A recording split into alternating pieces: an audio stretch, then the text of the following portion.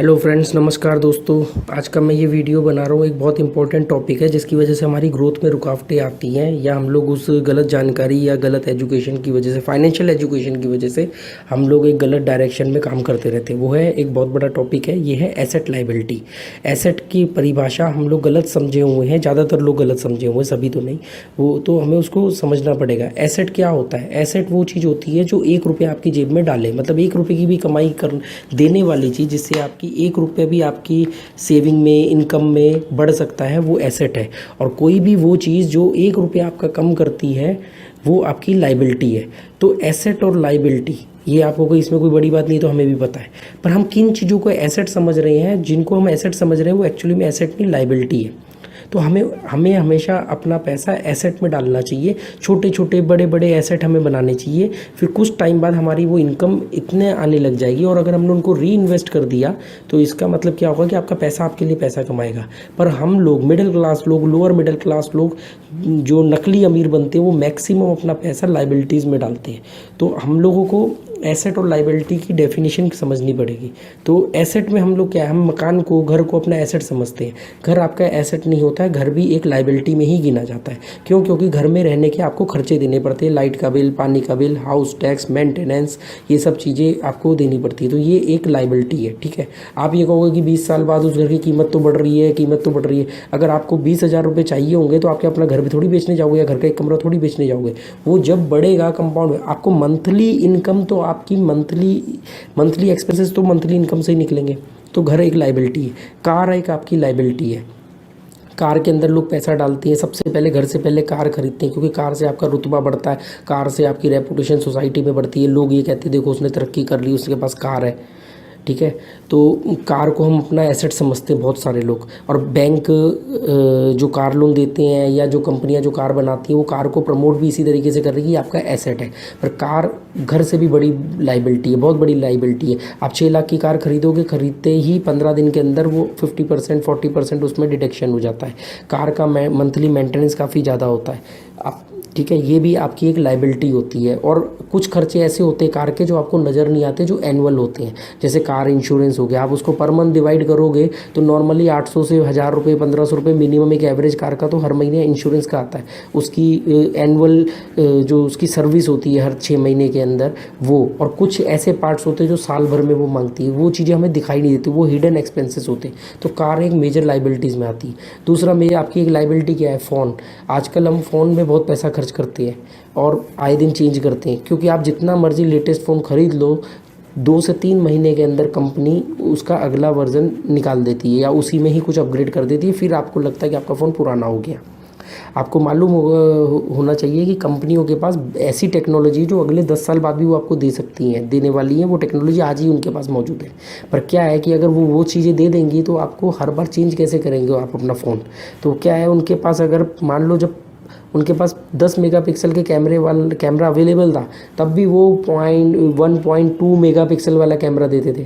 थोड़े दिन बाद जब वो मार्केट में आ गया तो उन्होंने 1.5 मेगापिक्सल किया। इस तरीके से वो अपनी इनकम इसलिए अमीर मोबाइल कंपनियां और अमीर होती चली गई, और हम लोग अपनी कमाई का बहुत बड़ा हिस्सा फ़ोनों में डालते चले गए, ठीक है। कोशिश करो कि जब आपकी इनकम बहुत ज़्यादा हो तो उस इनकम, या कम हो या ज़्यादा हो, आपको अपनी इनकम एसेट में डालनी पड़ेगी। एसेट में डालो। एसेट छोटे छोटे एसेट है, एसेट हर तरह के हैं। एसेट अगर आपके पास बड़ा पैसा है तो आप मकान खरीद करके उसको किराए पे दे सकते हो, वो आपका एक बड़ा एसेट हो गया। अगर आपके पास थोड़ा पैसा है तो आप एसेट के रूप में आप गोल्ड या हो गया, म्यूचुअल फंड हो गया, आप इन छोटी छोटी चीज़ों में इन्वेस्ट कर सकते हो। और लाइबिलिटी से आपको विड्रॉ करना पड़ेगा। तो अब ये तो नहीं हो सकता कि आप फ़ोन ना यूज़ करो। तो कोशिश करो कि फ़ोन की जब तक ज़रूरत ना पड़े, जब तक फ़ोन काम करना बंद ना कर दे, जब तक आपको लगे कि अब इसके इन फीचर से मेरा काम नहीं चल रहा, तब तक आप फ़ोन चेंज मत करो, ठीक है।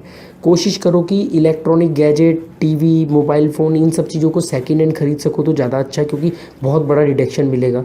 कार, जब आपके पास बहुत एक्स्ट्रा इनकम है तब आप कार खरीदो। कोशिश करो उसमें कम से कम लोन लो, क्योंकि कार लोन थोड़ा सा महंगा भी होता है होम लोन के मुकाबले, ठीक है। कोशिश करो आप कैश में कार खरीदो। कैश में कार नहीं खरीद सकते, सेकंड हैंड कार खरीदो। सेकंड हैंड कार कभी भी लोन पे मत खरीदो, क्योंकि लोन उसका बढ़ जाता है। तो ये वीडियो मैं एसेट और लाइबिलिटी के ऊपर बना रहा हूँ।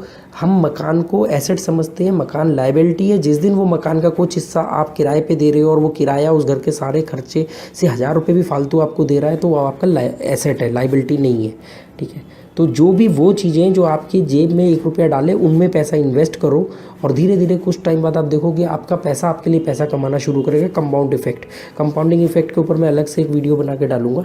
तो अभी मेरा कहने का मतलब ये था कि ये एसेट और लायबिलिटी, और ये कभी छोटा सा ही पार्ट है जो मैं आपको बता रहा हूँ, इसके पीछे बहुत सारे इसके और भी पॉइंट्स हैं, तो वीडियो बहुत लंबा हो जाता है। और एसेट लायबिलिटी के लिए सबसे अच्छी चीज़ है, जो इसको जो सबसे अच्छा डिस्क्राइब किया है वो एक बहुत बड़े राइटर है, उनका नाम है Robert T Kiyosaki. Robert T Kiyosaki ने एक बुक लिखी थी, वो बुक का नाम है रिच डैड पुअर डैड। तो रिच डैड पुअर डैड के अंदर उन्होंने बहुत सही ढंग से इस बात को समझाया कि एसेट क्या होता है और लायबिलिटी क्या होती है, और आपका घर आपका एसेट नहीं होकर के लायबिलिटी है। और हमारे बड़े बुजुर्ग भी तो कहते थे कभी कर्जा मत लेना, जितनी चादर हो उतना पैर पसारना। तो आज क्या होता है, आपके पास 100 रुपया है तो आपको 60 रुपये का घर खरीदना चाहिए या 40 रुपये का घर खरीदना चाहिए। होना ये चाहिए 100 रुपया है तो सबसे पहले 40 का घर खरीदो, फिर वो 100 रुपये हो जाए तो उसमें 20 रुपये की कार खरीदो। आज हम क्या करते हैं, सबसे पहले हमारे पास 10 रुपये होते हैं तो हम 90 रुपये का लोन लेके कार लेते हैं, फिर हमारे पास 20 रुपये होते हैं तो हम 80 रुपये का लोन लेके घर लेते हैं, और आने वाले कई साल कई महीने सालों साल हम अपने आपको बेच देते, बैंक के पास गिरवी रख देते ईएमआई के रूप में। हम उनको ये कह देते हैं कि आने वाले टाइम में हमारी जो भी इनकम होगी, ईएमआई का मतलब क्या है कि आने वाले टाइम में फ्यूचर में मेरी जो भी इनकम होगी उसका मैं हिस्सा आपको देता हूँ, और ये रिटर्न में मैं आपके साथ एग्रीमेंट करता हूँ, और नहीं दे पाया तो आप मेरे खिलाफ लीगल एक्शन ले सकते हो। ये है ईएमआई। ईएमआई का मतलब ये कि आपने भविष्य में कमाने वाला पैसा, जो कि आप श्योर भी नहीं हो कि आप कमा पाओगे नहीं कमा पाओगे, या कम भी हो सकता है या ज़्यादा भी हो सकता है, आप उसको पहले ही रिटर्न में दे रहे हो। तो ईएमआई को कोई भी चीज़ ईएमआई पे मत लो। रॉबर्ट टी कियोसाकी ने ये बात बोली थी तो मैं बड़ा इंप्रेस हुआ था जब मैंने डीपली इस किताब को पढ़ा। तो मैंने कहा ये तो हमारे बड़े बुजुर्ग बहुत पहले भूल गए थे कि भी पहले बनाओ दुकान बाद में बनाओ मकान। मतलब पहले बनाओ एसेट जिससे इनकम हो, बाद में मकान बनाना, क्योंकि दुकान से मकान बन सकता, मकान से दुकान नहीं। ये तो हमारे बड़े बुजुर्गों ने बोल दिया, रॉबर्ट टी कियोसाकी ने कौन सी नई बात बोली, पर हमने अपने बुजुर्गों की कदर नहीं करी, हमने ये बात नहीं समझी। आज हम पहले मकान बनाते हैं। दुकान से मकान का मतलब था, दुकान मतलब एसेट, मकान मतलब लायबिलिटी। तो पहले एसेट जनरेट करो और एसेट्स के बाद लायबिलिटी पालो। और बहुत बड़ी एक और हम चूक क्या करते हैं, हम अपनी लायबिलिटी को छुपा लेते हैं जिम्मेदारी के नाम पे। मतलब जब हम अपनी लायबिलिटीज़ को जिम्मेदारी कहते हैं कि नहीं ये लायबिलिटी थोड़ी है, तो मेरी जिम्मेदारी है। अच्छा लिविंग ऑफ स्टैंडर्ड आप अपनी जिम्मेदारी समझ के अपनी लग्जरी को बढ़ाते रहते हो, ठीक है। ज्वेलरी ये सब चीज़, अगर आपको गोल्ड में निवेश करना है तो ज्वेलरी की बजाय कॉइन में निवेश करो, ठीक है। वो आपका एसेट होता है, उसमें डिडक्शन नहीं होता। दूसरी बात, आपके बच्चों के सुनहरे भविष्य के नाम पे आप अपनी औकात से ऊपर जा कर के महंगे स्कूलों में एडमिशन करा देते हो, ये लायबिलिटी है। ये लायबिलिटी है। आपको उनको अच्छी शिक्षा देनी है, महंगी शिक्षा नहीं देनी है। और कहीं नहीं लिखा हुआ कि महंगी शिक्षा ही अच्छी शिक्षा होती है, ठीक है। तो आपको इन चीज़ों पे थोड़ा सा ध्यान देना चाहिए, और इसके लिए एक किताब मैं रिकमेंड करता हूँ कि आपको पढ़नी चाहिए। अगले 100-150 साल में कभी आपको टाइम मिल जाए अपनी जिम्मेदारियों के बाद तो ये किताब पढ़ लेना, मुझसे बहुत ज़्यादा बेहतर वो किताब आपको समझा पाएगी। किताब का नाम है rich dad poor dad. Author है उनके जो किताब के वो है रॉबर्ट टी कियोसाकी। तो इस किताब को पढ़ना, आपको काफ़ी चीज़ मालूम पड़ेगी। और आगे भी मैं इसमें धीरे धीरे और पॉइंट जो निकलते चले जाएंगे मैं आपको वीडियो बना के डालता रहूँगा, ताकि इसलिए कि इसमें से बहुत सी गलतियाँ मैंने भी करी हैं, मैं चाहता हूँ कि आप लोग ना करो, क्योंकि मेरा वो टाइम निकल गया। अगर सोचो राइट टाइम पे मेरे को राइट फाइनेंशियल एजुकेशन मिल गई होती या मेरे बाबा ने दे दिया होता, तो मैं अपने कई पैसे को कई जगह निवेश करके और आज मैं बहुत अच्छी पैसिव इनकम कमा रहा होता।